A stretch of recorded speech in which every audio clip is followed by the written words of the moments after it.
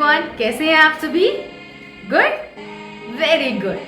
तो चलिए शुरुआत करते हैं हमारी KVS इंटरव्यू की जर्नी में, और उसमें आज हम करने वाले हैं हमारी बहुत इंपॉर्टेंट स्किल्स जिसमें कि 99.99% वो आप इस्तेमाल करने ही वाले हैं, चाहे आप इंटरव्यूअर आपको बोले या फिर आप खुद उसको यूज करें, but yes, you are going to use it for sure.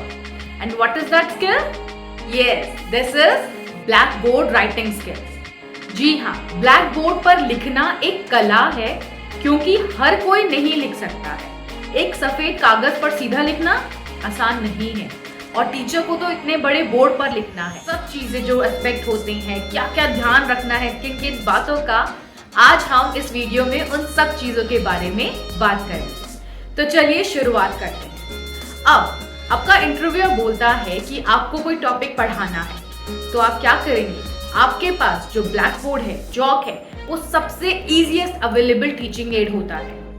तो सबसे पहले हम क्या करेंगे? हम इंटरव्यूअर से परमिशन लेंगे chalk and black board use करने के लिए, राइट? हमें हर चीज की परमिशन लेनी है। इसके बारे में भी हम दूसरी वीडियोस में जानेंगे कि हमें इंटरव्यूअर से कैसे इंटरेक्ट करना है, but right now the black board skill. तो आपने इंटरव्यूअर से पूछा, may I use this chalk and black board, या फिर क्या मैं ब्लैक बोर्ड और चॉक की सहायता से पढ़ा सकती हूँ? तो वो बोलेंगे बिल्कुल, क्यों नहीं। तो अब आपने क्या करना है? ब्लैक बोर्ड, आपने चॉक लिया और आप लिखना शुरू करेंगे ब्लैक बोर्ड पे।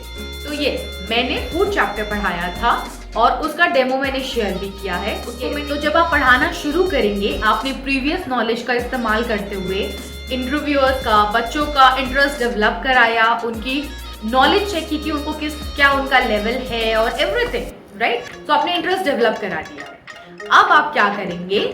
अब जब आप ब्लैक बोर्ड का इस्तेमाल करने जा रहे हैं, तो पहले आप डेट मेंशन करेंगे, आप सब्जेक्ट मेंशन करेंगे, पर क्या आप टॉपिक मेंशन करेंगे? नहीं, आप टॉपिक मेंशन नहीं करेंगे। We'll discuss about the previous knowledge, we will deliver our content, और बच्चों से और पूछते जा रहे हैं, फूड में क्या खाते हैं? अच्छा, क्या पिज्जा भी खाते हैं? पिज्जा में क्या होता है? वेजिटेबल्स में क्या होता है? ये सब चीजें आप पूछेंगे बच्चों से, और उसके बाद आप टॉपिक। तो बच्चों, आज हम क्या पढ़ने वाले हैं? कोई गैस करो, आज हम क्या टॉपिक पढ़ने वाले हैं? तो बच्चे खुद से ही बोलेंगे। अब बच्चे तो वहां है नहीं, तो आपका काम है इंटरव्यूअर से ये निकलवाना। तो बताओ बच्चों, अरे आप चुप क्यों हो? बताओ ना, हम क्या पढ़ने वाले हैं? 90% आपका इंटरव्यूअर आंसर कर देगा जब आपको दिखेगा कि ये टीचर आप सबको इन्वॉल्व कर रही है। तो अगर किसी का गलत आंसर आता है कि नहीं, ये आज तो हम खाना पढ़ने वाले हैं, या आज हम मस्ती करने वाले हैं। हाँ, हम मस्ती भी करेंगे, पर हम पहले जानेंगे हमारे फूड के बारे में, हमारे भोजन के बारे में। और तुम्हें पता है कंपोनेंट्स इन द फूड, हमारे जो हम रोटी खाते हैं उसमें कितनी चीजें होती हैं, दूध पीते हैं, पानी पीते हैं, उसमें क्या क्या होता है, तो वो हम आज जानेंगे। तो हमने अपना फूड चार्ट बनाया, उसको बहुत अच्छे से प्रेजेंट करें। हाँ जी, राइट। तो आज हम पढ़ने वाले हैं चैप्टर फूड। अब उस फूड के बारे में हम एक स्टोरी सुनेंगे, तो हम स्टोरी सुनते हैं। अब स्टोरी जो है वो मैं आपके साथ शेयर कर दूंगी शॉर्ट्स के अंदर। अब बात कर, तो हमने क्या देखा? फूड। आज हम क्या पढ़ने वाले हैं? वेरी गुड, आज हम पढ़ेंगे फूड के बारे में। तो अब ये जो फूड है, आपको पता है इस फूड में क्या क्या होता है? इस फूड में होते हैं कार्बोहाइड्रेट्स, यस। और क्या होता है? इसमें होता है protein, very good, fibres.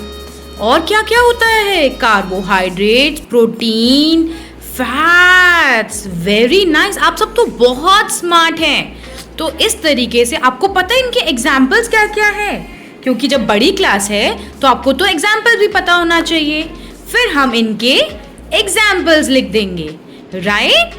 Yes, very good everyone. तो मुझे इंटरव्यूअर ने वहां पे रोका और बोला, चलिए अब आप हमें कोई डिफिकल्ट वर्ड, मतलब मैं कुछ वर्ड बोल रहा हूँ और वो वर्ड आप मुझे ब्लैक बोर्ड पर लिखकर दिखाइए। और उन्होंने 10 से 15 वर्ड बोलते ही गए और 10-15 वर्ड मुझे ऑन द स्पॉट वहां पर उन्होंने लिखने के लिए दी। कुछ इंग्लिश में थे, कुछ हिंदी में थे, कुछ मुझे आए, और जो नहीं आए उसके लिए मैंने बोला आई एम सॉरी, ये मुझे नहीं आता है। अब आपने क्या करना है, ब्लैक बोर्ड आपने चौक लिया और आप लिखना शुरू करेंगे ब्लैक बोर्ड पे। पर क्या आप साथ साथ पढ़ाते भी रहेंगे? नहीं। जब आपका मुंह ब्लैक बोर्ड की तरफ है तो आप बोलेंगे नहीं, आप नहीं बोलेंगे। क्यों? क्योंकि उसमें आपकी आवाज दब जाएगी। आपको क्या करना है, आप अपनी बात समझाइए, आप अपना टॉपिक क्लियर कीजिए एंड देन आप जब लिखने जा रहे हैं तो आप ब्लैक बोर्ड पर लिखेंगे। तब उस टाइम पे अपने आप को आप कंट्रोल करेंगे, फिर आप टर्न करेंगे और फिंगर पॉइंट कर कर आप बच्चों को पढ़ाएंगे।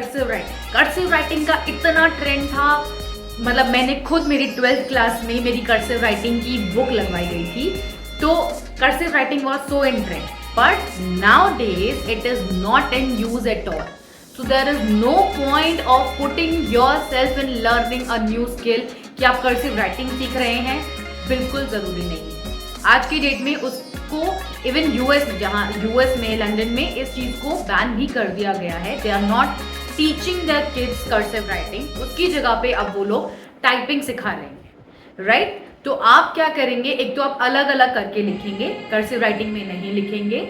आपके अक्षर जो होने चाहिए वो थोड़े बड़े होने चाहिए ताकि पीछे वाले बच्चे भी क्लियरली उनको विजिबल, क्लियर होगा, प्रिसाइज होगा, राइट? बिकॉज क्लियर चीज है, प्रिसाइज यानी कि साइज ठीक हो, ये नहीं कि आप इतना बड़ा बड़ा लिख रहे हो, it should B proper size, right? हाँ जी। तो अब एक और चीज जिसमें सबसे ज्यादा प्रॉब्लम आती है सभी बच्चों को, इवन सभी टीचर्स जो बनने वाले हैं उनको भी, कि ब्लैक बोर्ड पे आप लिखना शुरू करते हैं यहाँ से और वो यहाँ चला जाता है, राइट? आप यहाँ लिखना शुरू करते हैं और वो ऊपर चला जाता है, नीचे चला जाता है। ये एक इम्पॉर्टेंट एस्पेक्ट है, इसकी आपको प्रैक्टिस करनी है। ज्यादातर केंद्रीय विद्यालय में आपको चौक और ब्लैक बोर्ड ही दिया जाता है, या ग्रीन बोर्ड होगा, आप उस पर लिखेंगे, राइट? अब बात करते हैं कि आपको प्रैक्टिस कैसे करनी। जिन लोगों के पास ब्लैक बोर्ड नहीं है या वो उसमें नहीं इन्वेस्ट करना चाहते हैं, तो आप लोग व्हाइट पेपर के ऊपर पेन से लिखने की प्रैक्टिस करेंगे, सीधी।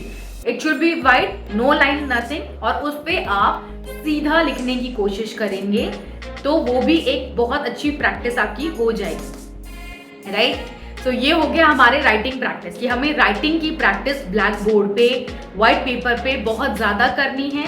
आपके अक्षर बिल्कुल क्लियर होने चाहिए, अलग अलग आप लिखेंगे और एक ही साइज के होंगे। ये नहीं कि बड़े से शुरू किया और छोटा, वो प्रैक्टिस आपको जरूर करनी है।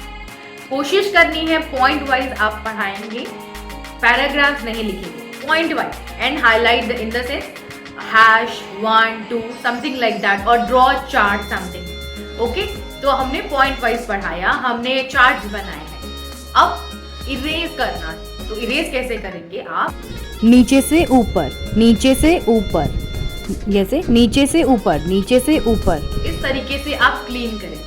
ये नहीं कि अब वहां पे झाड़ने लग जाएंगे, नो, ऊपर से नीचे आप क्लीन करेंगे जब आपका काम, जब आपका पढ़ाना फिनिश हो गया है। इवन अगर आपको इंटरव्यूअर बोल देता है बीच में कि इट्स ओके, आप आके बैठ जाइए, तो जब आप रूम से जाने लगेंगे आप परमिशन लेंगे, can I please erase the board, आप बोर्ड को इरेज करें। This is one of the finest manners जो कि आपके कंसिडर किए जाते हैं। आप अपने नेक्स्ट जो कैंडिडेट आने वाला है उसके लिए आप एक क्लीन बोर्ड छोड़कर जा रहे हैं। That is a very nice thing, right? I hope you like the video. Like, share and subscribe.